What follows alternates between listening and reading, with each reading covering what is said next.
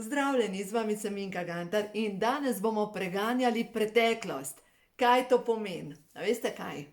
To, da človek ves čas premleva preteklost in boleče spomine in kaj se na celični bazi dogaja z njim. Se pravi, potreba po tem, da premlevamo preteklost. V angleščini sicer obstaja dokumentarec Chasing the Past, mislim, da je nekaj takega naslov, ampak dejstvo je, da ko mi vrtinčimo stare boleče rane, čustva, smo dobesedno locirani v preteklost. Poznam ljudi, ki že 50 let pogrevajo ene in iste dogodke, ki so se zgodili, enostavno ne morejo spustiti. Danes sem govorila z eno gospo in ona je rekla, da ima občutek, da nekaj je v njeni družini, da enostavno jih nekaj veže. In je obsojanje zade, občutek krivde in obsojanje, enostavno zaradi tega se stvari ne premaknejo. In zdaj, občutek krivde, da je nekdo naredil nekaj narobe, in obsojanje tega človeka, ki je naredil nekaj narobe, in to pomeni, da ostajaš ujet v preteklosti. Zdaj, če poslušate ali pa berete Joe Dispenza, recimo njegova knjiga je Postanite brezmejni, pa odvadite se biti to, kar ste, on dejansko razlaga o tem, da ko premlevamo stare boleče spomine in mnogi ljudje zjutraj, ko vstanejo, že začnejo razmišljati o tem, kaj je bilo, bi bilo, če bi bilo, pa skrbi in tako naprej in dobesedno ostajajo ujeti v preteklosti. In zdaj, kako iz tega ven izstopiti, da začnemo preganjati prihodnost, se pravi, da slikamo prihodnost. Dejstvo je, da je treba zavestno začeti ustvarjati nove povezave. Zdaj vam bom pa razložila. V možganih nastanejo dobesedno avtoceste. Se pravi, če jaz začnem razmišljati o, glavobolu, nastane med živčnimi celicami, se pravi, kako naj to narišem. To je ena živčna celica in tukaj je povezava do druge živčne celice in tako naprej. V glavnem tukaj gre pa druga živčna celica in tukaj noter se krepi vez. In bolj kot razmišljam o nečem, nastajajo v možganih nove živčne povezave. Ravno tako nove živčne povezave nastajajo, ko se učim nove zadeve. Se pravi, ko se učim nekih veščin, ki jih bom mogoče kdaj rabila. Recimo, jaz se zdaj učim grafičnega oblikovanja. Recimo, če se nekdo, ki se uči voziti, dejansko nastajajo nove povezave. Nekdo, ki se uči novega jezika, nastajajo nove povezave v možganih. In dobesedno te nove povezave pomeni, da bolj ko utrjujemo to neko snov, bolj se potem hitreje se spomnimo, hitreje se nam prikaže. Ravno tako se pa dogaja, ko mi utrjujemo vezi z neko preteklostjo. In vedno znova se nam predvaja nek dogodek, neka slika, nek strah, vam povem nek strah, ki sem ga jaz imela nekoč. Vsakič, ko sem dobila položnico, vedno sem imela občutek, da imam premalo denarja. Oziroma, vedno sem imela premalo denarja za tekoče stroške. Enostavno zmeraj mi je zmanjkalo. Oziroma, vsak mesec je bil mesec predolg in denarja je bilo vedno premalo. In nekako sem žonglirala s tem denarjem. In vsakič, ko sem dobila položnico, me je kar tisto občutek, premalo imam. Prišla sem do tega, da vsakič, ko je pozvonil poštar, sem imela občutek, da mi je spet prinesel, opomin. Prav tisto, živela sem v pomanjkanju. Dobesedno v pomanjkanju. In vsakič, ko me je stresalo zaradi teh položnic, sem krepila vez, živim v pomanjkanju. Zdaj pa, kdaj sem se izkopala ven? Rabila sem dolg časa, da sem se izkopala ven, zaradi tega, kar sem se učila. In ena stvar, vem, da je bilo februarja enkrat, leta nazaj, ko sem enostavno rekla, zdaj pa dovolj. Zdaj bom pa nehala seštevati ta denar, ampak bom enostavno, kaj sem naredila. Pa še vedno imam to napisano na eni mapi, kamor dajem položnice, na vrh imam napisano hvala za denar. Vem, da sem večkrat že govorila o tem, da je treba stvarstvu dati jasno sporočilo, koliko želiš, da ti pripada.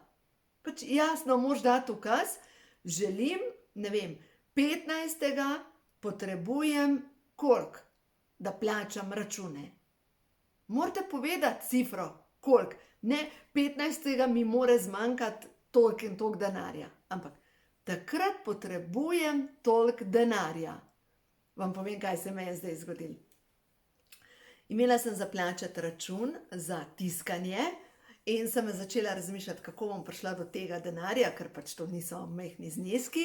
In pokličem enega poslovnega partnerja, ki pač nekaj sodelujemo in sem rekla, a je kakšna možnost, da plačaš te račune vnaprej? Pač saj veš, da bomo še dobro delali, ampak enostavno zdaj potrebujem denar. In on pride na idejo, da naredimo neko verižno kompenzacijo in na koncu jaz plačam eno malenkost in sem imela plačano vse. Juhej. Mislim, kaj ne rečem? Super. Naslednja stvar. Dejstvo je, da, meni je danes eno od mojih toliko srečnih dni. Jaz sem danes dobesedno jokala od sreče. Ker, kot veste, imam tudi nemške projekte in enostavno se je zgodilo, da iz Nemčije je prišlo tako 10-krat več, kot sem pričakovala. Je bilo, wow, enostavno tako ne moreš verjeti. In kaj sem naredila? Glede na to, da so nemške karte soustvarjanje, ne samo mene, ampak tudi Katarine Vidmar in te nemške karte, ki jih pa imam. Nemške karte, saj v glavnem želim vam pokazati karte, ampak saj so skoraj podobne kot slovenske, v glavnem pa glih izobilje tle gor. In pokličem Katarino Vidmar in sem rekla, Katarina, želim, da proslavljaš z mano obilje. In jaz sem ji obljubila, da takrat, ko bo prvi denar prikapljal iz Nemčije, bom jaz od nje kupila eno sliko, pač sliko za na steno. In jo danes pokličem in se rekla, Katarina, jaz imam denar, to pomeni, da midve lahko narediva, da kupujem tvojo sliko. Juhej! Veste, ko se kopaš v sreči, dovolj, da se v tej sreči kopa še nekdo s tabo. Ko se kopaš v obilju, povab še nekoga, da se kopa zraven v tem obilju. Jaz bi lahko rekla, zdaj imam pa jaz denar, ga pa lahko dam nekaj na stran. Ne, zakaj? Denar je narejen zato, da kroži. Zato, ker če jaz z veseljem dam naprej, pomeni, da enostavno se še večji, to je bumerang, ki ga odpošljem in pride še več nazaj. Tisti, ki me že dalj časa spremljate, veste, da mislim, da 2 leti nazaj sem imela eno inšpektorico, ki mi je poslala kazen 1200 evrov, zato ker sem napisala na spletni strani, da česen deluje proti glistam. In logično sem rekla, pa halo, to piše v vseh knjigah o zeliščih, a zdaj bom pa jaz kazen plačevala za to. In dejstvo je, jaz sem prepričana, da s tem nisem ubila nikogar. Mogoče kakšno glisto. In v glavnem sem se pritožila in sva bili na sodišču in sem sama sebi rekla, se pravi, kazen imam 1200 evrov, nisem se jezila na inšpektorico, ne na sistem, nič, enostavno, pač, kaj naj zdaj naredim? Ta inšpektorica me nima rada, kaj zdaj hočeva narediti? Se bom kregala proti njej, ni vredna moje energije. In sem si rekla tako, se pravi, 1200 evrov je denarja, ki namenjen nečemu. In sem se odločila, če bom zmagala na sodišču, se pravi, da me sodišče oprosti, bom dobro plačala odvetnico in kar ostane, gre v dobrodelne namene. In če pa zgubim na sodišču, pa plačam stroške in plačam državi, pa je to. Se pravi, v vsakem primeru sem rekla, v redu, teh 1200 evrov se jim odpovedujem. Zdaj res to zveni veliko in verjemite mi, tudi v mojem primeru je to veliko denarja. In kaj se je zgodilo? Na sodišču sem zmagala, se pravi, sem bila oproščena kazni, in zdaj tako nisem še plačala, ker sem pač imela velike stroške, ampak bom, do novega leta bom. In zdaj kaj sem se namenila? Teh 1000 evrov, 200 je šlo za odvetnico, 1000 evrov bom enostavno dala v dobrodelne namene in jih bom poklonila, a veste, kam jih bom nakazala? Petru v Peki in bo šlo za lačne otroke na Madagaskarju. A ni to zdaj dobro? A ni to zdaj dobro? Se pravi, nisem bila obremenjena s končnim rezultatom, ampak sem enostavno rekla, v redu, 1200 evrov, stvarstvo pošlji mi 1200 evrov, ker pač jaz to rabim. In sem jih dobila, seveda. In zdaj dejstvo je, da jih bom prenakazala naprej nekomu, ki mogoče bolj potrebuje kot jaz. Veste, kako je zabaven, ko človek začne uživati v tem, da živi prav v obilju. Ampak to obilje, glejte, če zdajle greste ven in vidite vse te pobarvane liste, pa kakšno obilje je to. Nazadnje, zdajle še vedno pobiramo pridelke, pa kakšno obilje je to. Človek je lahko samo srečen pa hvaležen, da ima nekaj. Glejte, pa ni pomembno to, da ima nekaj. Kaj pa recimo to, predvidevam, če tole gledate, imate internet. Se pravi, imate verjetno tudi sredstva, da lahko plačate internet. A ni to obilje? Druga stvar, na toplem smo. A ni to obilje? Pomislite, za koliko stvari smo lahko hvaležni. Danes me je poklical gospod Lovre, z njim sva že sodelovala, in sicer delavnice na Dugem otoku.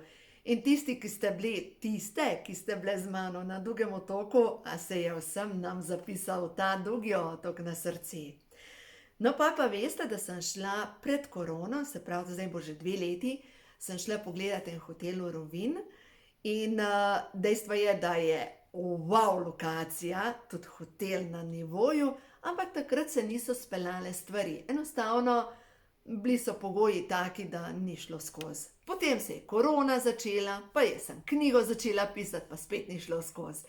Danes me kliče in je rekel, Minka, jaz imam nove pogoje, lahko vam zrihtam delavnico v hotelu Eden in tako da to se veselim, to bomo drugo leto imeli. Ampak bo samo za ženske. Ja, samo za ženske. In bomo hodili v ta krasen rt, ki je tam zraven Rovinja. In tam še ena stvar, a veste kaj je neverjetno? Rovinja Poreč. Maja, tam dol. Zdaj moram pogledati, mislim, da je Rovinj. V glavnem, in druga zadeva, tam zraven so stoletne cedre. In kar jaz vem, takrat, ko sem bila dol, mi bomo tam delali zvočne kopeli. Matejo Bobek ste lahko srečali zdaj ali pa spremljali, da Slovenija ima talent, kjer je pela. No in z Matejo Bobek sva posneli tale ključek, ključek, kristalni prehod v novo dobo. Jaz sem videla, da z Matejo Bobek bomo delali zvočne kopeli. Jaz vem, da se bo speljal. Nimam pojma še kako, to je še v dogovoru, ampak vem, da se bo speljal in da bo vse v redu. No, zadnjič sem bila še na Cresu, če se to ne bo speljal, se bo pa na Cresu speljal. V vsakem primeru vem, da drugo leto bom imela vsaj 2 delavnici nekje na morju, ob morju in vem, da bo super. Ženski krogi, ženska energija, zdravljenje ženske duše. Obilje, ne nazadnje. Jaz sem toliko hvaležna, ampak res toliko hvaležna za vse dobro v mojem življenju in ko ti duša poje od vsega dobrega. A ni to lepo? Ko ti duša poje od vsega dobrega. No in pojmo nazaj spet ta gospod Lovre, pravi, joj, kaj so naredili z vam? In ta Petrol, in ne morete iti na Petrol. Sem rekla, Lovre, mi živimo naprej. Jaz se zaradi tega ne sekiram. Glih tako sem šla tankat, Ja, enkrat sem šla test narediti, pa sem potem še imela predavanja nekaj, ampak v vsakem primeru dejstvo je, da nismo zaprti. Temu jaz ne dajem pozornosti. Pomislimo 1 leto nazaj, no nismo bili še zaprti, ampak potem tam okrog, takle čas, lansko leto so nas zaprli in smo bili 6 mesecev dobesedno v karanteni. Mislim, a ni zdaj dober? Mi imamo zdaj svobodo, a ni tako? Pomislite, vsaka stvar bi lahko bila slabša in bodite hvaležni za to, kar je. To, da ne morem iti, ne vem, brez testa na kavo, pač ne grem na kavo. Oziroma, ne bom povedala, kam grem na kavo, ampak grem na kavo. Tam, kam mi zapaše, grem tako na sprehod, pa popijem eno kavo in si mislim, ok, v redu je. Zadnjič sem govorila z enim gospodom, ki dela v gostinstvu. In dejstvo je, da zdajle, ko je ta korona čas, ker dela v gostinstvu in tudi postreže ljudi, ki nimajo testov, se mu je vzbudil grozni strah v njegovi podzavesti, kaj pa, če me zasačijo. In je prišlo tako daleč, da ima tesnobo, da ima tesnobne napade, da ima občutek, da bo umrl, da se cel poti trese in popolnoma je zdrav. In dejansko, ko sva delala preko mišičnega testa, sva prišla do zaključka, da je to spomin na neko drugo življenje, ko je hodil po robu, ko so ga zasačili, ko je bil kaznovan, ko je mogel zapustiti družino in na koncu ga je infarkt. Dajte pomisliti, če vam zbujajo teli časi tesnobo, jezo, ja, očitno imate nekaj za počistiti v svoji podzavesti in iz enega druga filma, se pravi iz enega druga življenja, vlečete nek spomin, ki je zdaj prišel na dan, da se aktivira, da ga lahko pozdravite. Samo s tem namenom. Zato čistite svojo podzavest, ker zdaj je čas, da naredimo prostor novemu. Prav res. Zdaj je čas, da aktiviramo svojo energijo in da začnemo žareti v vsej svoji lepoti in veličini. Tako da uživajte in naj bo vse dobro v vašem življenju, zato ker verjamem, da imate v sebi vso moč, da lahko to dobro pritegnete v svoje življenje. Uživajte.